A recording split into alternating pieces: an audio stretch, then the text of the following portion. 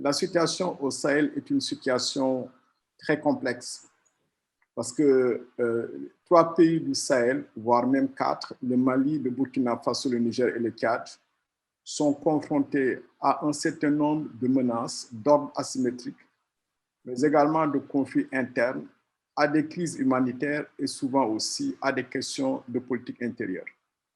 Face à ces situations qui perdurent depuis plusieurs années, le Mali a fait appel à des forces extérieures, en particulier la France, à travers Barkhane, l'opération Barkhane. Cette opération avait suscité du côté malien beaucoup d'espoir, mais in fine, 5 ans après, les résultats sont mitigés et on assiste d'une part à une extension du champ d'action des groupes terroristes qui ne sont plus seulement localisés au nord, mais maintenant au centre. On assiste également à une sorte de déliquescence des forces intérieures maliennes sur le plan sécuritaire. Mais en même temps, la situation politique au Mali a connu un certain nombre d'évolutions qui font que le pays est dans une instabilité institutionnelle. Devant ces situations, la France a décidé de revoir son déploiement au Sahel, en particulier par le retrait de ce troupes de 3 bases qui sont au nord, Tessalit, Gao et Tombouctou. Devant ces situations, le nouveau gouvernement malien, qui est le gouvernement de transition, estime que cette position prise par la France est de nature à fragiliser le Mali, mais également cette position prise par la France va créer un vide stratégique. Et devant une telle situation, le Mali, en tant qu'état souverain, pense qu'il est dans son devoir de prendre toutes les dispositions nécessaires, le cas échéant, pour combler ce vide stratégique. C'est dans ce contexte qu'on a parlé du recours éventuel du Mali à des forces de sécurité privée, notamment la compagnie russe Wagner. Cette situation-là a créé un tollé et face à cette situation, on se rend compte que le débat a pris une haute ampleur. Il s'agit pour la France de dire que la France ne part pas, mais elle reste tout le temps redéployant ses troupes.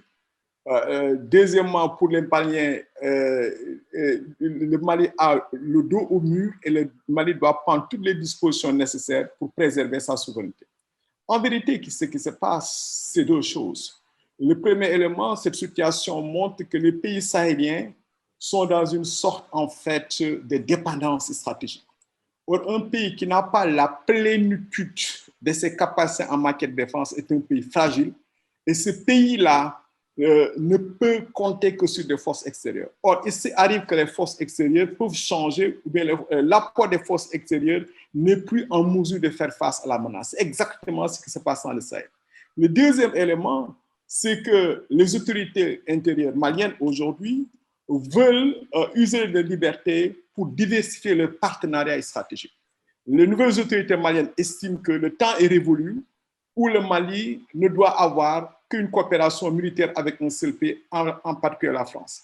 Et que compte tenu de la gravité de la situation, le Mali a le droit de pouvoir diversifier son partenariat en faisant appel à qui il veut. Donc, on est aujourd'hui en tournant sur le plan stratégique parce que tout le schéma qui a été dessiné depuis 2012 est en train d'être revu et on est à un moment où des pays comme le Mali sont prêts à faire appel à d'autres acteurs. Et l'arrivée de ces nouveaux acteurs font peur à la France et à d'autres partenaires traditionnels du Mali.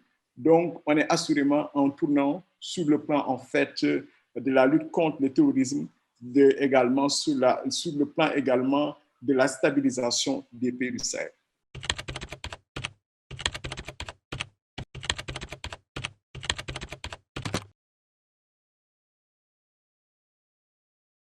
Quand des acteurs extérieurs comme la France et d'autres sont très présents dans un théâtre d'opération et que ces acteurs décident de partir, cela va créer, je vous l'ai dit, un vide stratégique, un vacuum. Et il ne sera pas facile au jour le jour de combler ce vide. Donc, évidemment, un retrait éventuel ou bien une redistribution, la présence de Barkhane sur le terrain aura des conséquences au plan stratégique. Il appartiendra aux autorités maliennes, aux pays concernés, d'en tirer toutes les leçons pour éviter en fait ce vide stratégique. Premièrement. Deuxièmement, vous avez raison, Le cas du Mali intéresse tous les pays frontaliers du Mali, y compris le Sénégal.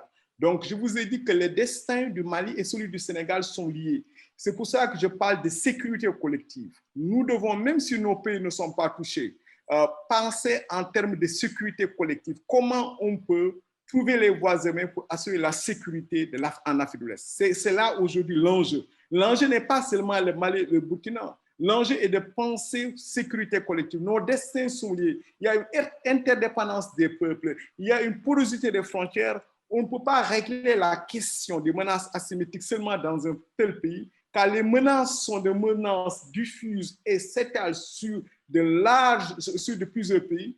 Donc, assurément, face à une telle situation, il convient d'assurer, de prendre les voies et moyens pour que la sécurité collective soit assurée. Et je rappelle qu'au terme de la subsidiarité qui existe entre les Nations Unies, l'Union africaine et la CEDEAO a en charge la question de la sécurité collective au niveau de l'Afrique de l'Est. C'est pour cela qu'il faut que nous travaillions à ce qu'il y ait une brigade régionale, une montée en puissance au moment où Barkhane certainement va diminuer sa présence au Mali. Et la logique voudrait que l'on puisse travailler davantage à la montée en puissance de la brigade régionale et non pas à l'avènement d'une force étrangère comme Takuba. Ce serait véritablement un non-sens. Donc, il faut plus de cohérence stratégique, je vous l'ai dit, plus de cohérence au plan politique, et cela interpelle nos présidents, nos dirigeants. Je pense qu'il leur appartient aujourd'hui de prendre les voies et moyens pour pouvoir régler la question de la sécurité collective en Afrique de l'Est. Sans cela, le vide stratégique dont vous parlez aura des conséquences aussi bien au Sénégal et dans d'autres pays de la sous-région.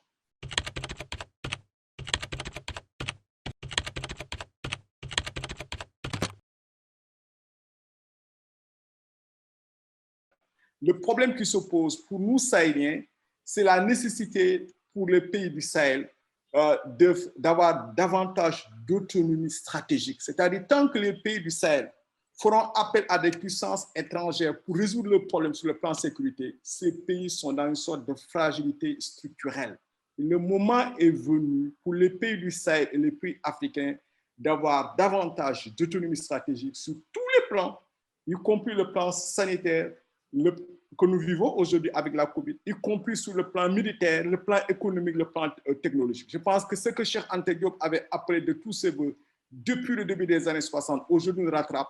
L'Afrique ne peut avoir la plénitude de son avenir, de son développement, que lorsque les Africains s'assument en prenant le destin en main, en travaillant à davantage d'autonomie stratégique. Je pense qu'aujourd'hui, les pays du Sahel ont le dos au mur. Au-delà du cas du Mali, c'est tous les pays du Sahel qui sont interpellés. Nous devons aujourd'hui revoir notre capacité en matière de sécurité collective parce que ce qui a été tenté depuis 6 ans, 7 ans ne marche pas. Il faut refonder aujourd'hui notre sécurité collective avec qui je ne sais pas, comment je ne sais pas, mais ces deux questions-là sont incontournables. L'histoire montre à chaque fois qu'un peuple est en tournant, si ce peuple prend conscience de la gravité de ce qui lui arrive, et que ce peuple puise dans ses ressorts profonds, et que ce peuple est dirigé par une élite d'avant-garde qui a une vision, ce peuple peut s'en sortir. Je ne crois pas qu'il y ait une fatalité dans l'histoire. Ça n'existe pas. Ce dont il s'agit, c'est d'avoir le leadership, la capacité à comprendre les enjeux du moment. Il ne faut pas que le Mali s'isole. Il ne faut pas que les Maliens estiment qu'ils sont perdus. Le problème dépasse le Mali, c'est le problème de toute l'Afrique de l'Ouest au-delà de l'Afrique. C'est la stabilité du continent qui est posée, le devenir stratégique du continent qui est posé. Je pense que nous devons collectivement, à travers aujourd'hui ce moment difficile que vit le Mali, essayer de trouver les solutions qui sont les solutions africaines pour faire face à un éventuel vide stratégique.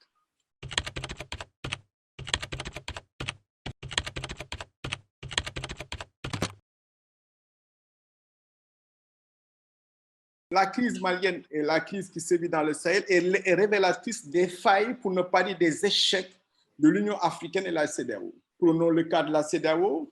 Selon l'architecture africaine de paix et de sécurité, la CEDEAO devait mettre sur pied une brigade en attente.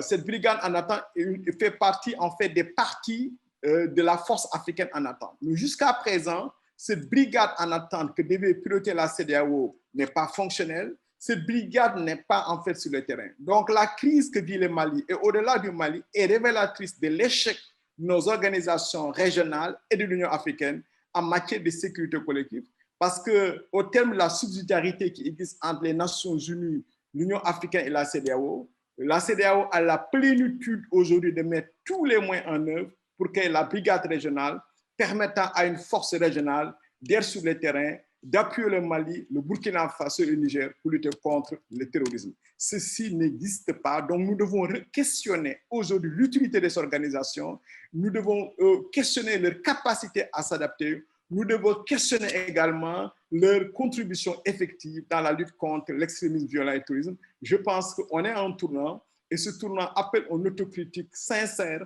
pour voir ce qui n'a pas marché, comment construire dans la durée des institutions régionales fortes ainsi que des institutions au plan continental. Assurément, l'Afrique est en tournant.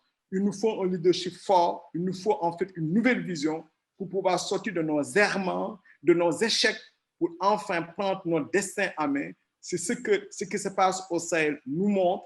Nous sommes aujourd'hui, plus que jamais, à un moment qui appelle une refondation, une remise en cause radicale pour pouvoir prendre à bras le corps cette question lancinante, la question de la stabilité au Sahel.